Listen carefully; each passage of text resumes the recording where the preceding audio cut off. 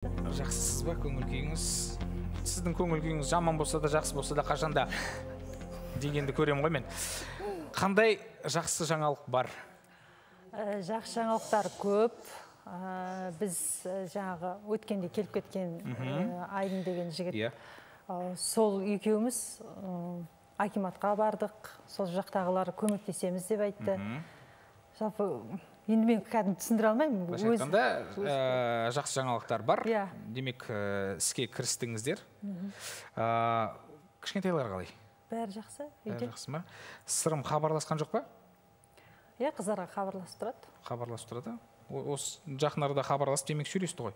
Өткенде ол қыздардың келген кезде соңғы рет біз қашан хабарластық деді? Қаңтарда деді ғой деймін. Қыс айында деді. Содан кейін енді хабарласты ма? Ақпанда. Содан кейін демек жақын арада хабарласты. Жоқ, ол көрдім деді. Біздің үйде болды ғой. Көрдім. Былай күнде ылғи жаңа WhatsApp-пен сөйлесіп тұрамыз. Кешірім өтінем. Өзіңізбен сөйлескен жоқ? Бір рет сөйлесті. Еді күлкілі енді айтуға. Не бол сонда, қалжың айтып берді ма, әлде күлдіретін өлең айтып берді ма? Жоқ, өзі ақша сұрайды да менен жолға, неге. Сосын оғанда тағы да ұрыстық, короче. Тағы да ұрысыңдар. Жақсы әңгімемен хабарласады екен, күлетіндей. Қоңырау шалып, ақша сұрап жатса, демек бұл күлкілі екен. Қателеспесем, алдында да бір сұхбатымызда айтып едің, ақша сұрады, қоңырау шалып, үйге келді, ақша сұрап кетті дедің ба, сонда бірдемен болды. Демек, бір рет емес, бірнеше рет. Жақсы. Біз шын мәнде негізі сырмен қайта-қайта қоңырау шалып, хабарласып, шақырайын десек те, былай сөйлесейін десек те, ешқандай жауабы жоқ. Енді мен ойлаймын, енді әркімге қарызы бар адамдар бет жүзін көрсеткісі келмейді ғой негізі. Енді бәрінен қашып жүрген адамдар дұрыс айтасыз.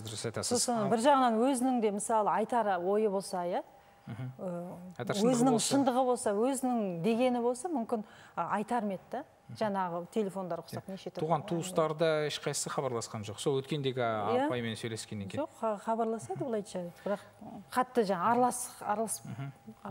Қызығын шын мәнде негізі Гаухар, сіздің ісіңізбен айналысып жүрген бізден бөлек, біз ғана емес сізге жаны ашып отырған. Сонымен қатар Айдын да бар. Айдын Нұрмұхаметов,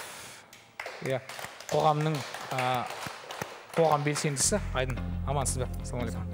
Жайғасыңыз. Сонымен, жаңа енді Гаухар айтып отыр ғой, біз акиматқа бардық дейді, барлығы мен бетіп айта алмаймын деп отыр. Не жасады, қандай қадамдар жасадыңыздар? Ал енді біз Гаухарға қатысты Әуезов аудандық әкімшілікке бардық. Сол жерге барып құжаттар тапсырдық. Солмен бізді сол ауданның бақытты отбасына жіберді, бізді бағдарламасына. Сол жерде тіркеліп Гаухар азық-түлік жиынтығын берді. Сол себеппен енді бізге атаулы әлеуметтік көмек алу үшін біз жеке сот орындаушыға арыз қалдырып, осы уақытқа дейін қарызын санап қаулы шығару туралы. Соны шығарғаннан кейін біз енді ол құжаттарын бәрін жинап, атаулы әлеуметтік көмек алуға құжаттар тапсырамыз. Енді одан басқа және Гаухарға және оның отбасына, балаларына не беріледі? Тегін оқу орнынан тамақ беріледі, киімдер беріледі, және кітап-дәптерлер беріледі. Алдағы уақытта, Алдағы уақытта, мектеп уақытында. Содан? Және одан басқа тағы да қандай? Одан басқа және осы карантин болғанына жағдай Нұр Отаннан 50 мыңнан көмек беріледі. Ай сайын ба, әлде бір рет көрсетілетін жәрдемақы ма бұл? Бір рет көрсетілетін жәрдемақы. Енді ол алдағы жағдайда бұйыртса беріледі. Сосын және одан да басқа Гаухардың отбасына, балаларына үйірмелерге қатысуға болады, секцияларға қатысуға болады. Тегін демек, Тегін, ағылшын тілі, домбыра, шахмат деген, және тағы да басқаларға. Жақсы түсінікті. Енді мен қазір сізге Айдын, тағы да сұрағым бар. Гаухар, жаңа өзіңіз де естіңіз ғой, жолдасы Гаухардан енді қарызға ақша сұрап жүрген адам алиментті қалай төлейді? Жалпы негізі алимент ала ма, жоқ па? Ол енді заңды некеде біріншіден болды бұл кісілер. Сосын ол заңды некеден 3 баласы бар. Ол 3 баласының әкесі. Ол әкесі болғаннан кейін ол балаларды жетілдіріп көмектесу керек ол балаларға. Алимент алу мүмкіндігі бар бұл кісінің. Осы уақытқа дейін ол кісі жұмыс істемесе, ешқандай заңды түрде ол кісі жеке сот орындаушы орта Қазақстан бойынша айлықпен санап, бірден 2 бөлігін ақшасын санап қарызы көбейе береді. Сосын нақты енді ол кісі өмір бойы жұмыссыз жүре бермейді ғой. Бір жерге мүмкін жұмысқа орналасқан кезде сол айлығынан сол жерде бухгалтерия есебінен бөлініп отырады бұл кісіге. Енді қараңызшы, Айдын, негізі уақыттың тығыздығына байланысты мен қазір қысқа нұсқа сұрақ қоямын, сізді қысқа нұсқа жауап беруге тырысыңыз. Гаухар негізі шын мәнінде жалғыз басты ана статусын алатын болса, балалар ертең 18 жасқа толғанға дейін бұл кісі мемлекеттен жәрдемақы алып отырады. Солай ғой? Ол бәрі байланысты Гаухар қандай жұмысқа тұратын екен. Егер бұл кісі негізі ала ма сол статусты? Ала алады. Ертең балалары 18 жасқа толғанға дейін Гаухар да қиналмау үшін. Өйткені 3 баланы жеткізу, тамағы бар, киім бар, анаусы бар, оның барлығы өте қиын. Ала алады ғой, иә? Ала алады. Жақсы. Бізде қазір қоңырау бар екен, қабылдайық. Гаухарға қатысты. Алло, сәлеметсіз ба? Алло. Ассалаумағалейкум, тыңдап тұрмыз. Айтарыңыз болса, пікіріңіз ба, сұрағыңыз ба? Айтыңыз, есіміңіз кім? Гаухарға қарсы бір пікірім бар еді, соны айта кетейін.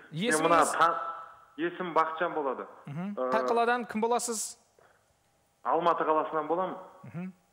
Мына Гаухарды мен танып отыр, мына Өмірқала Айниязовтың қарындасы ғой. Бірде эстрада әншісінің қарындасы ғой, мысалға. Бұл кімнен көмек сұрап отыр, мен мысалы соны түсінбей отырмын да. Осы Өмірқала Айниязовтар 2 этажный үйім бар, анауым бар, мынандай машинам бар, мысалы, сондай нәрселерді айтады. Ал осында бір қарындасына көмектесуге шамасы келмей қалды ма, мысалы, масқара ғой, мысалға, мынандай жерде отырып көмек сұрау деген. Эстрада әншісінің қарындасы, мен таңғалып отырмын. Мен соған қынжыл білмеймін мен. Рахмет. Мен Бақытжан мырза, бірақ бір сұрақ бола ма? Сұрағыңызға да, пікіріңізге де. Ашуланып отырмын да просто. Бақытжан, Бақытжан. Айтыңыз. Бақытжан бауырым, сіз айтып отқаныңызда, ол кісінің мысалға жаңағы ағасы бар, інісі бар, қарындасы бар деген, әркімнің өз семьясы бар. Бұл кісі өз семьясын, өз 3 баласын асырау керек. Қашанғы біреуге қол жайып отырады. Өкіметтен сұрап отыр ғой бұл. Өкіметтен сұрап отыр ғой, сенен емес. Гаухар, өзіңіз жауап беріңіз. Мен Бақытжан мырза еді. Мен сіз тыңдап отырмын, ағасы. Жарайды, ағасы, мен дұрыс жағына тыңдап отырмын. Бізде уақытымыз аз, сол үшін жылдамдатсаңыз. Мынандай, мен сіз қараңыз, бұл кісі бұндай жерде отырып қол жаюға ол не емес, құл емес. Ешкім қол жайып отырған жоқ, Бақытжан, ешкім қол жайып отырған жоқ бұл жерде. Мынандай жерде отырып қол нағылып, біреуден бізге көмекке жүгініп келіп отыр. Масқара қол, ертең ана Айнияз бар. Рахмет, Бақытжан, болды. Мен айтайын, Бақытжан тыңдап тұрсыз ба? Бірде эстрада әншісінің... Енді жауап берсін, енді сұрақ қойғаннан кейін жауап берсеш, жауабын тыңдасаңшы енді. Бақытжан, мен айтайын, мен бұл жерге елден қайыр сұрап тұрған жоқпын. Мен Қазақстан азаматымын. Қазақстан мемлекетінде тұрамын, қазақ балаларды өсіріп жатырмын. Менің күйеуім Қазақстан азаматы, балаларым да Қазақстан азаматы. Мен Қазақстаннан үкіметтен мемлекет бөліп беретін, маған тиесілі, бізге тиесілі. Жәрдемақыны алуға келіп мен ешқандай да біреуден қарызға қол жайып тұрған жоқпын. Ондай жағдайға менің туысқандарым ешқашанда жеткізбейді. Біздің арамызда Бақытжан, егер сізде қандай да бір шешілмей жатқан, Бақытжан, сізде де егер осындай тектес сұрағыңыз шешілмей жатқан мәселеңіз болса, біреумен татуласқыңыз келсе, онда біздің бағдарламаға жүгінсеңіз болады. Рахмет, сау болыңыз. Көп рахмет. Жаңағы біздің неміңізге қайта оралайық сұрағымызға. Шын мәнінде Гаухар ала алады. Жалғызбасты ана статусын алатын болса, онда ертең балаларына керекті тиесілі жәрдемақысын ала алады. Ала алады. Ол үшін не істеу керек? Қандай құжаттар, қайда жинайсыздар, не істейсіздер? Ол құжат бойынша жаңа айтқандай қарыз қаулысын шығару керек жеке сот орындаушы. Яғни кімнің, жолдасының осы уақытқа дейін төленбеген несі бар? Төленбеген қарызын санап. Сәл тынышталайық. дұрыстар. Сол бойынша қаулы шығарады. Сол қаулымен жәнегі жергілікті әкімшілік органына жүктеніп, тапсырып, атаулы әлеуметтік көмек алуға болады. Енді сіз заңгер ретінде айтыңызшы, мен мысалы, бәрі енді ағамда айтып жатыр ғой, ақшасы бар деп, мысалы. Енді ол туысқан ақшасы бар, ал мен мысалы осындай жағдайға түсіп отырмын. Енді осылай келіп отқан дұрыс па? Сіз өзіңіз айтыңызшы, халық былай білсінші. Сондай бір топас па, бір түйсіктері төмен ба, түсінбейсің ғой. Әркім өзінің тиесілі заңы, мен өзімнің құқым бойынша келіп тұрмын. Менікі дұрыс па, дұрыс емес па? Соны былай халыққа түсіндірсеңіз. Сіздікі өте дұрыс. Енді қазіргі заманда жаңағы звондаған Бақытжан деген кісі, енді жалғыз басты әйел 3 баламен өзі 40 мыңға өмір сүріп көрсін. Бұл әр Қазақстан Республикасының азаматының құқығы бар. Ол бойынша атаулы әлеуметтік көмек алуға. Себеп сіздікі айлығыңыз қазіргі уақытқа 40 мың ғой. Ол 40 мыңды әр отбасына бөлген кезде 10 мың теңгеден шығады. Сол 10 мың 23 мың ең төмен күнкөріс деңгейінен 70%-ын санаған кезде ол 23 мың теңге шығады. Сол 23 мыңнан төмен болғаннан кейін сіз атаулы әлеуметтік көмек алуға құқыңыз бар. Өте дұрыс айтасыз. Өте дұрыс айтасыз. Шын мәнінде әркімнің өзінің отбасы бар, сондықтан да біреудің қазанына қол сұғуға болмайды. Туған бауырың болсын, туған әкең болсын, кім болса да. Өзінің балалары бар, өзінің жолдасы бар. Гаухар, қараңыз, енді сіздің мәселеңіз негізі шын мәнінде 100%-ға толық шешілген жоқ. Енді жақсы жаңалықтарды, қуанышты жаңалықтарды естідік. Соған байланысты, енді алдағы уақытта бұл мәселелердің барлығы шешіледі. Сондықтан да біз сізді бүгін бағдарламадан шығармаймыз. Сіз ары қарай біздің бағдарламада қаласыз. Сіздің мәселеңізді толығымен шешкенге дейін сіз бізбен бірге боласыз. Сізге көп рахмет. Құрметті көрермендер, біз сіздермен қоштаспаймыз. Ертең 14:30-да 31-ші арнада Кел татулық асайық бағдарламасынан жолығамыз. Жақсылармен қашанда тату болған сіздермен бірге мен Тахир Сұлтан. Сау болыңыздар.